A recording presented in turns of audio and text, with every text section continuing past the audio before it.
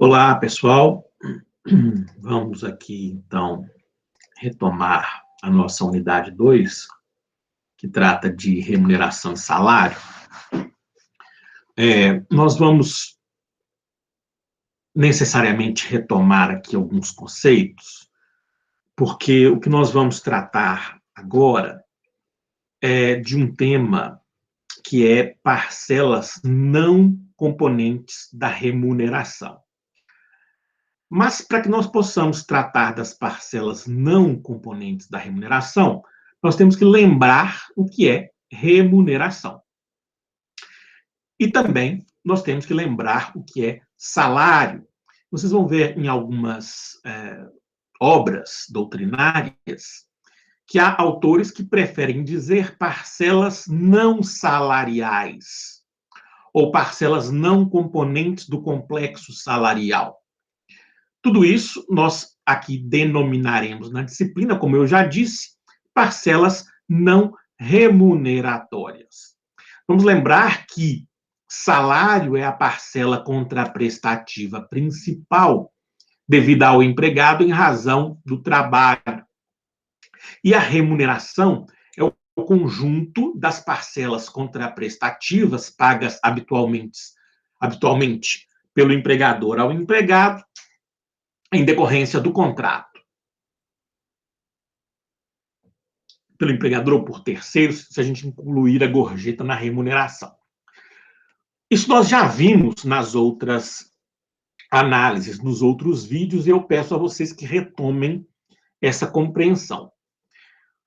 Quando uma parcela é remuneratória, o principal efeito é o seu caráter expansionista circular, né?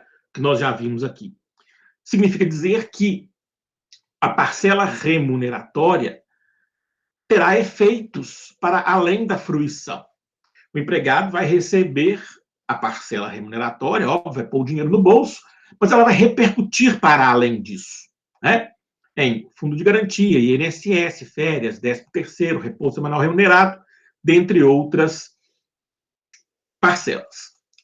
Então, essa é a principal característica, o efeito de uma parcela remuneratória, o efeito expansionista circular, que faz com que o valor seja considerado para outros efeitos tantos. Vamos ficar só com o FGTS para que nós tenhamos um exemplo mais fácil, né? Quando eu recebo uma parcela remuneratória para além do salário, eu vou calcular seu valor para depositar FGTS, para pagar INSS. Quando eu for tirar férias, eu vou receber, o 13º eu vou receber, o efeito expansionista. Muito bem. O que nós vamos tratar hoje, entretanto, é de parcelas não componentes da remuneração. Como regra geral, que comporta exceções, as parcelas não remuneratórias ou não componentes da remuneração, como regra geral, elas são consideradas assim porque não há contraprestação na entrega. A entrega não decorre diretamente de uma prestação do empregado. Por isso, ela, como regra geral que comporta exceções, não tem na origem caráter contraprestativo. Qual é a repercussão? Restrita à entrega. Entregou o valor não remuneratório, pus o dinheiro no bolso, acabou. Esse dinheiro que eu pus no bolso, ele não repercute. Ele não se expande para outras parcelas. FGTS, INSS, férias, 13º, repouso semanal remunerado. Quer dizer, então, que essa parcela não remuneratória é irrelevante para efeitos contratuais? Não, ao contrário. Não há dinheiro no bolso irrelevante, né? Pelo menos não no meu bolso, não no bolso do trabalhador empregado. Esse dinheiro não é contratualmente irrelevante, ou esse bem, porque não precisa ser dinheiro, pode ser um bem, pode ser uma vantagem, pode ser um equipamento, um instrumento. Esse valor não é irrelevante contratualmente, muito menos do ponto de vista fático. É muito relevante dinheiro no bolso, um bem que me entregam. Só que essa relevância se esgota aí, na entrega. Se eu identifico a parcela como não remuneratória, eu não vou além da fruição, eu não vou além da entrega, eu não vou ao FGTS, eu não vou ao INSS, eu não vou ao 13º, ou ao valor das férias. Muito bem. Entenderam por que eu preciso identificar se uma parcela é remuneratória ou se uma parcela é não remuneratória? Eu preciso identificar, dentre outros motivos, pelo efeito expansionista que ela terá ou não.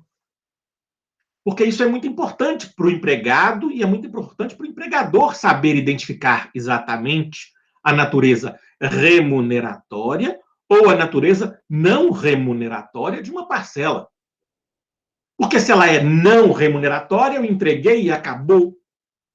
Se ela é remuneratória, eu entreguei, depositei FGTS, paguei INSS, paguei o valor dela sobre férias, o valor dela sobre 13º, o valor dela sobre repouso semanal remunerado, dependendo da parcela, o valor sobre adicionais.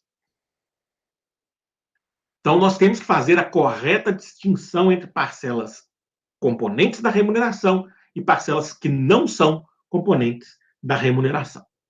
Então, vamos lá. Vamos tratar, primeiramente, das parcelas não remuneratórias, porque indenizatórias. Nós já falamos das diárias para viagem e das ajudas de custo. E eu vou apenas brevemente tratar delas com vocês aqui, porque já vimos anteriormente. Muito bem. Por que diárias para viagem e por que ajudas de custo são parcelas não remuneratórias? Porque ausente caráter contraprestativo. Eu não recebo diária para viagem porque eu trabalhei. Eu recebo diária para viagem para que eu possa cumprir uma tarefa fora do estabelecimento, fora do meu domicílio. Por que a ajuda de custo é uma parcela não remuneratória? Porque indenizatória, porque ela não é contraprestativa. Eu recebo a ajuda de custo como uma recomposição patrimonial, como uma recomposição do meu patrimônio, porque eu gastei algo no interesse, algo meu, no interesse do meu empregador, e ele recompôs o meu patrimônio. Então, não é contraprestativo.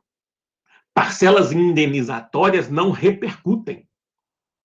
Parcelas indenizatórias não são base de cálculo para FGTS, INSS, férias, 13º. O mesmo se dá com o Vale Transporte. Vejam, no âmbito seletista, quando eu digo Vale Transporte, que é a regra geral, eu estou dizendo ou o cartão, ou o ticket, ou o que o valha. No âmbito seletista, não é possível dar ao empregado dinheiro para transporte e esperar que esse dinheiro para transporte seja confundido com a figura indenizatória do Vale Transporte.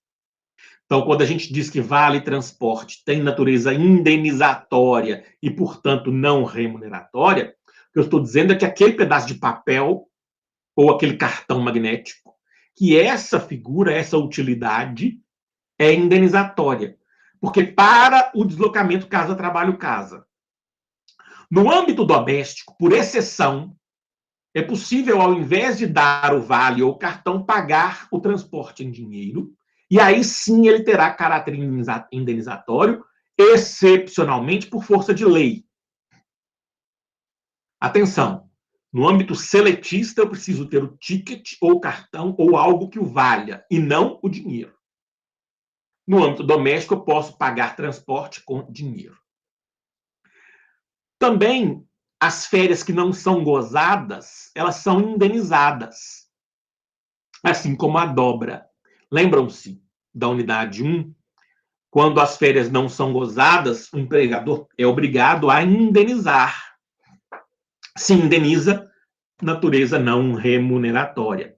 A mesma coisa vale para o aviso prévio e indenizado. O nome indica, e nós vamos estudar aviso prévio na unidade 3, mas já adiantando aqui.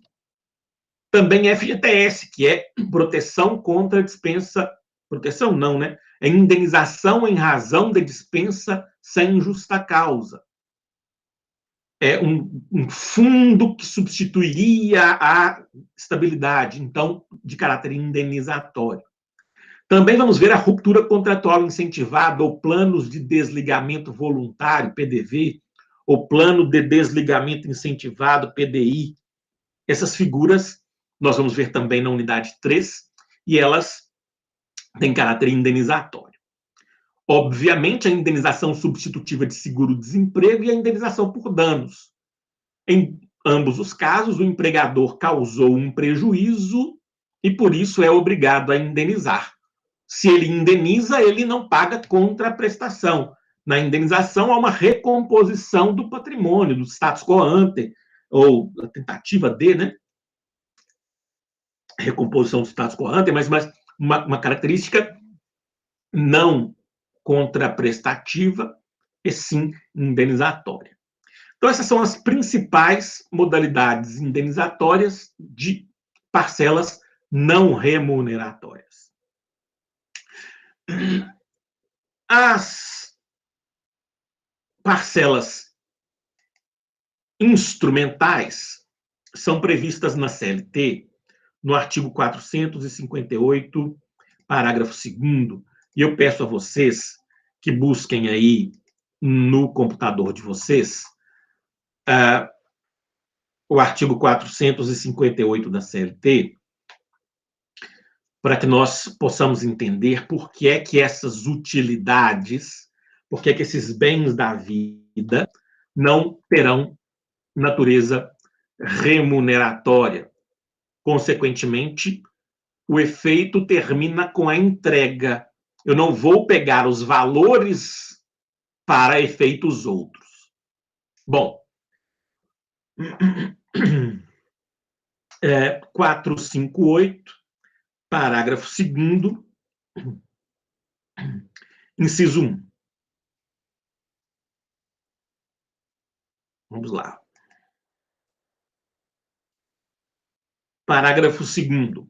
Para os efeitos previstos neste artigo, não serão consideradas como salário, e aí diria eu que o melhor seria não serão consideradas como remuneração, ou, ok, como salário, como componente da remuneração, as seguintes utilidades concedidas pelo empregador. Nós vamos ver daqui a pouco, mais adiante, em outro vídeo, que utilidades são bens úteis, bens da vida, que são entregues pelo empregador ao empregado. As utilidades do inciso 1 não são remuneratórias, porque instrumentais. Vamos lá, elas. Vestuários, equipamentos e outros acessórios fornecidos ao empregados e utilizados no local de trabalho para a prestação do serviço. Grifem se vocês puderem. Para a prestação do serviço. O que isso quer dizer? Eu não recebo essa utilidade porque eu trabalhei. Se eu recebesse porque eu trabalhei, ela teria caráter contraprestativo. Mas não é o caso. Eu recebo esse bem para que eu possa trabalhar. Se o bem é entregue para que eu possa trabalhar, a sua natureza é instrumental, é ferramenta. E olha, é mais do que lógico, óbvio, que eu não receba o valor do instrumento como base de cálculo do meu FGTS, das minhas férias, do meu 13º. Não seria razoável. Eu recebo o instrumento, a ferramenta, e pronto, e acabou ali. Outras parcelas receberão a mesma natureza não remuneratória, não só pela lógica do inciso 1, mas aqui por força de lei, que são as parcelas dos demais incisos do 458, parágrafo 2º. Vejam, em alguns casos,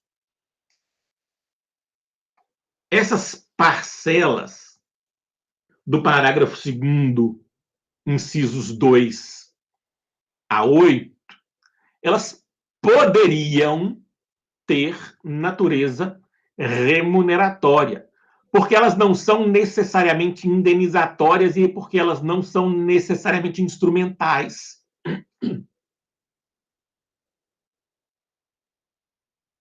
Quem lhes retira caráter remuneratório, nesse caso, é o legislador, que teve seus motivos, como nós vamos ver.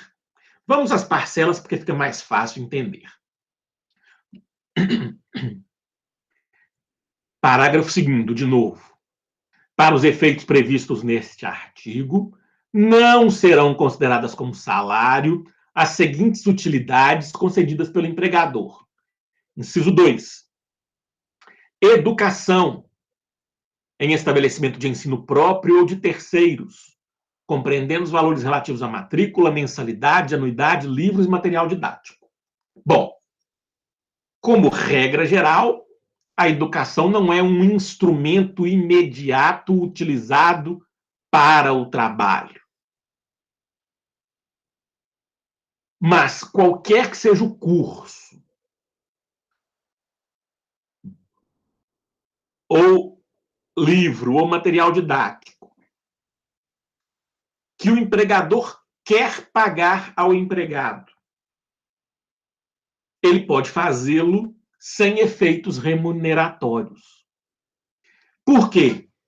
Não é pela lógica, como é o caso do estudo da ferramenta ou do caráter instrumental. É porque o legislador, com isso, ele incentiva os empregadores, uma vez que eles não são obrigados, eles são incentivados a prestar, a dar, a conceder vantagens educacionais, como mensalidades, anuidades, livro, matrícula, material didático. Não são obrigados. Mas se ele quer fazer isso, ele não precisa se preocupar, porque o valor que ele gasta, ele empregador gasta, com isso, não será base de cálculo para FGTS, INSS, férias, 13º. É justo. 3. Transporte destinado ao deslocamento para o trabalho e retorno, em percurso servido ou não por transporte público. Vejam que aqui não é vale transporte. Aqui é o transporte em si, é o ônibus, é a van. É o transporte, é a utilidade transporte. O empregador contrata uma sociedade empresária de transporte coletivo, de passageiros, sei lá, uma empresa de viagem, qualquer. Contrata um ônibus para levar seus empregados. O valor que ele gasta com esse ônibus, o valor dessa utilidade, não tem efeito expansionista circular. Justo. 4. Assistência médica, hospitalar e odontológica, prestada diretamente ou mediante seguro-saúde. Infelizmente, o empregador não é obrigado, por lei, a pagar plano de saúde para os seus empregados. Como regra geral, ele não é obrigado. Se ele faz isso, ele não será obrigado a pagar efeitos remuneratórios do valor do plano de saúde. Vamos imaginar que cada empregado custe para o empregador, por mês, R$300 a título de plano de saúde. Esses R$300 são uma utilidade imensa para o empregado. A carteirinha do plano de saúde é uma utilidade inequívoca, mas esses R$300 por empregado que o empregador paga, esse valor não é base de cálculo para FGTS, para INSS, para férias e 13º, o que é justo. Pela mesma lógica, 5 seguros de vida e acidentes pessoais, Previdência Privada, 6, e 8, valor correspondente ao Vale Cultura, que é uma lei recente de 2012, que não foi muito exitosa na prática, não pegou, né? Aquelas leis brasileiras pegam ou não pegam, mas se o empregador quer pagar Vale Cultura, não haverá efeito expansionista circular.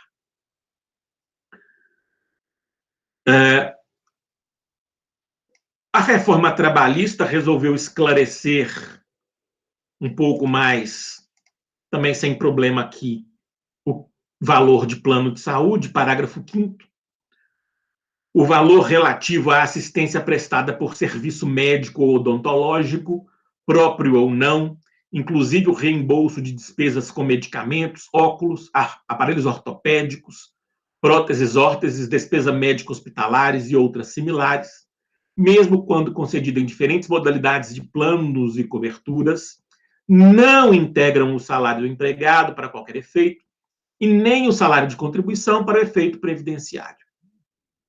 É uma regra da reforma que não tem nenhum problema, porque apenas esclarece o inciso 4, já antigo, do parágrafo 2º do artigo 458. Por fim, por força de lei e também da Constituição da República, os valores que o empregador distribui como participação nos lucros e resultados não têm efeito remuneratório, não tem natureza remuneratória. Aí, porque quis mesmo o legislador, me parece que aí falta lógica e falta justo motivo, mas ok, não tem natureza remuneratória a participação nos lucros e resultados. O que eu vou dizer para vocês mais uma vez, para encerrar esse vídeo, para que a gente depois siga com as outras modalidades não remuneratórias, outras parcelas não remuneratórias. Nesse ponto, vocês devem ler a doutrina e fazer exercícios, porque os exercícios que vocês têm no meu site, os exercícios que vocês têm no meu manual de direito do trabalho, os exercícios que vocês têm na plataforma Moodle, esses exercícios tratam essencialmente disso.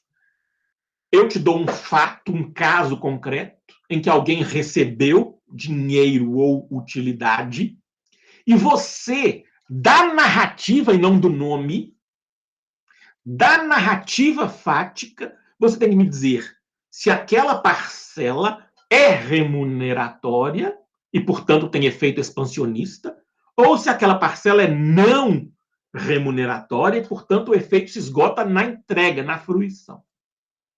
Isso é essencial. Dada a narrativa fática, e não necessariamente o nome, dada a narrativa fática, você terá que me dizer a natureza da parcela. Remuneratória ou não remuneratória.